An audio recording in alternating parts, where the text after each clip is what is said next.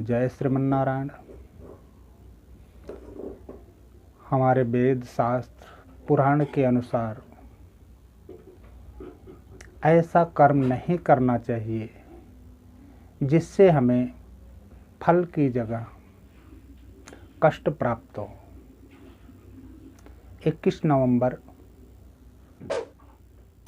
को सूर्य भगवान का छठ व्रत है। ये छठ पर्व जो होता है यह 3 दिन का पर्व माना गया है। भगवान सूर्य नारायण का यह व्रत है। इसे जो मन कर्म वचन से शुद्ध होकर के यह व्रत जो करता है उसे उसके मन की इच्छाएं पूर्ण होती हैं। परिवार में सुख शांति समृद्धि होती है। लेकिन कुछ ऐसे नियम हैं जो कि इसमें बड़ी सावधानी बरतनी चाहिए। इस व्रत को करने के लिए स्वच्छता सबसे जरूरी है। स्वच्छता और सफाई। घर को मकान को पहले सुंदर साफ करना चाहिए और दीवालों पे अच्छे भगवान सूर्य नारायण और देवताओं की अच्छी तस्वीरें बनानी चाहिए। और घर के नज़दीक तालाब हो या नदी हो, घर से लेकर के तालाब या नदी के किनारे तक लाइट की व्यवस्था करनी चाहिए। क्योंकि व्रत करने वाला वह ब्रह्म मुहूर्त में वह घर से निकल करके और उस तालाब या नदी के किनारे तक जाता है। सुंदर शहनाई मृदंग नगाड़े के साथ भगवान सूर्य नारायण का जयकार बोलते हुए, छठी माता का जयकार बोलते हुए। छठी माता क्यों कहते हैं? क्योंकि यह भगवान सूर्य नारायण का व्रत है। कारण ये होता है कि अगर पिता को प्रसन्न करना है तो माता को आप प्रसन्न कर लिए, माता का जयकार करेंगे तो पिता अपने आप ही प्रसन्न हो जाएंगे। इसलिए यह सूर्य नारायण के व्रत को छठ व्रत कहा जाता है और छठ माता के नाम से गीत का गायन भी लोग करते हैं। रास्ते को साफ करना चाहिए, सुंदर लाइट की व्यवस्था करनी चाहिए, मृदंग शहनाई नगाड़े बजाना चाहिए और बजाते हुए साफ सफाई करते हुए जल को छिड़कते हुए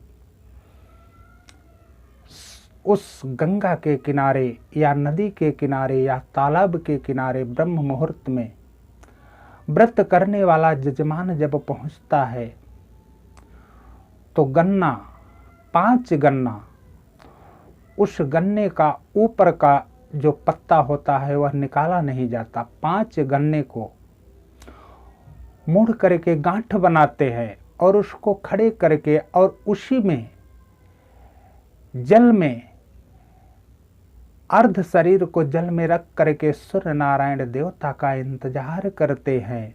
और जब सूर्य नारायण देवता जब निकलते हैं तो उन्हें अर्घ्य देते हैं। ओम सूर्य नारायणाय नमः। यह व्रत 3 दिन का होता है और यह व्रत बड़ा ही कठिन व्रत होता है।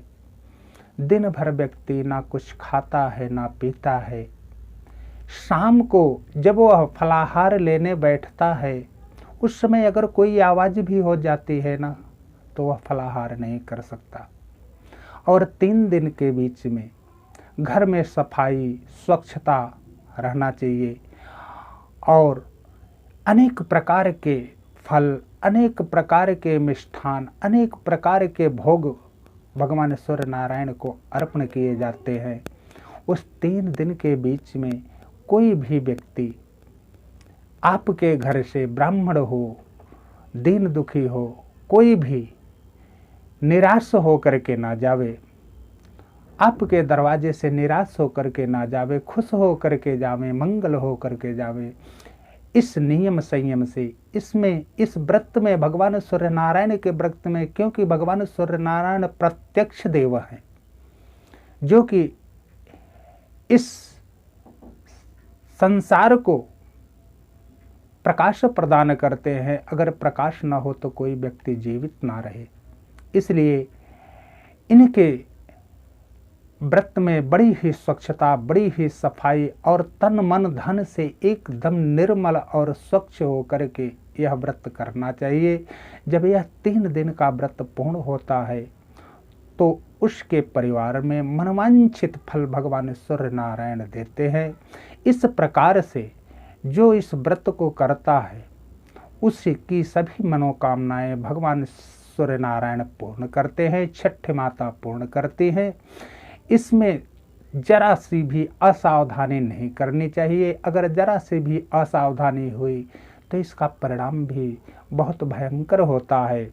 स्वच्छता, सफाई और प्रभु का नाम ही सुमिरन ही 24 घंटे चलता रहता है।